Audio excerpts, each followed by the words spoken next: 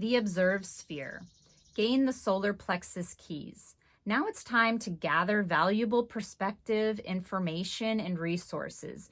Using the solar plexus chakra, bring in the proper energy to use your will appropriately.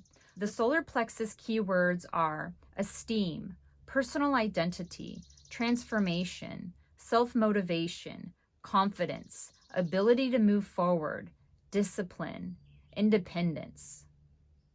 Do the same situations always arise in your life? Are old stories coming up in your mind that are trying to bring you backwards?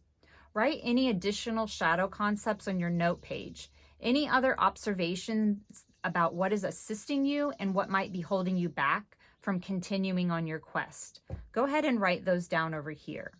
And then using your solar plexus keys, write a message of motivation to your Fool in the Observe Sphere. Bonus. Research and learn more about the chakras to bring even more energy with you on your journey as you prepare to locate the wand and cross another bridge, taking you one step closer to the dragon. So what I'm observing is a feeling within me that I was really talking out over the last couple of days. Like I said, the last couple of days, this has been much more apparent for me, really over the last week or two. And so what I could see is that I have a fear of telling the truth because there's going to be some outcome or repercussion or resultant if I actually say what's on my mind to people when I talk with them, no matter if they're a stranger, a friend, or a family member, or my husband. With my husband, I've been able to practice this authentic, like this radical honesty, and I really enjoy it. And that's why I'm going through this process, because I want to see how can I incorporate that into this outer world and not just the inner world here at my property with just my husband. I want to bring this experience further into my life. So what I'm observing is that I'm afraid to do that because I'm afraid that the people that I would say this to are going to get angry or mad or hostile, and that they won't want to work through the initial trigger and suffering of hearing that ego identity protection and find out where it's coming from and resolve it and get to the bottom. So I have a fear that what I wish to do will not be received. So I'm really going to try to observe this fear and flip the script on it and see what the other polarity would be, or at least a neutral perspective that I can start to exercise and practice telling the truth in a softer way and see how it feels. And then I can keep going down that road if it feels appropriate and right. So I'm just going to take a moment and just sit with this and see what comes up. Okay, so this is what is coming up for me. I'm seeing that the observation is that I'm afraid. Well, what am I afraid of? If I tell the truth, I'm going to say the worst that would happen would be that somebody wouldn't like me. They wouldn't approve of my philosophy of life or my ability to communicate or whatever, etc., etc. So like, yeah, sure, I could get bodily harm. Someone might want to beat me up or punch me in the face or whatever, worse, I don't know. But that's not the kind of fear that I have. The fear that I'm more so that I'm having, this subconscious feeling, well, they're just not going to like me and they're just going to go away. But so wouldn't it be better if I told the truth and just get to the bottom of that and let them go away instead of prolonging a relationship that would be where we're not really telling the truth and we're protecting each other's egos. And then years down the line, we're like, oh, we weren't having the same relationship that we thought we were having.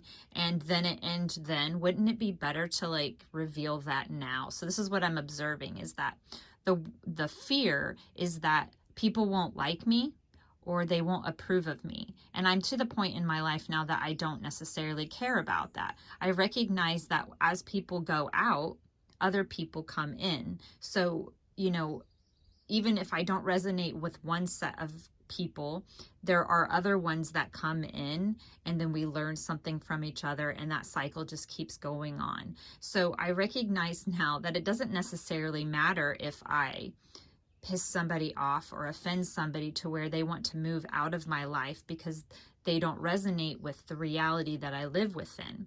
So the observation of the fear that I have is slightly irrational because ultimately the fear isn't going to stop me from doing what I need to do because it's not necessarily life-threatening. So what I would like to do is I would like to go ahead and experiment with pushing the limit of my fears, going outside the boundary. Okay, so there we go. So here's the idea. I'm going to go outside the boundary of what I'm comfortable with telling the truth. This is my observation. I'm looking to experiment with radical honesty. So that would be the opposite of this fear, would be to go ahead and practice the application of not having the fear and seeing what the outcome or resultants would be and see if my fear was warranted or not.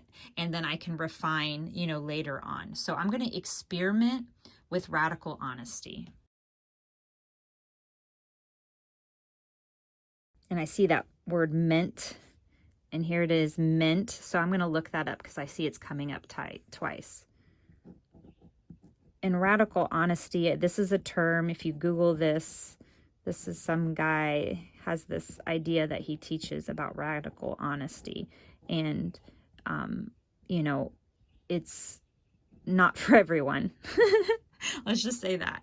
He and it might not be for everyone, but this is definitely something that I have been enjoying practicing over the years, this radical honesty. This is something that my husband Bodhi and I, it's our lifestyle. We live by it every day, all day long. It's not something that we just do, on the weekends or for work. This is our lifestyle to learn through our experience, and that is by practicing radical honesty. So what I'm observing is to go ahead and push the boundaries of my fear even further. I had those fears when I started telling my husband the truth, and then I come to find out that actually, no, he wants the truth. He doesn't want to be placated. He doesn't want me to protect his ego. So I found out that my fears were not warranted. Even though it would cause arguments when I would tell the truth, we would eventually, it might take days and then it took hours and now it might take minutes. We would get to the bottom of, our shared truth, like we're talking about here, that once you start sharing your truth with each other,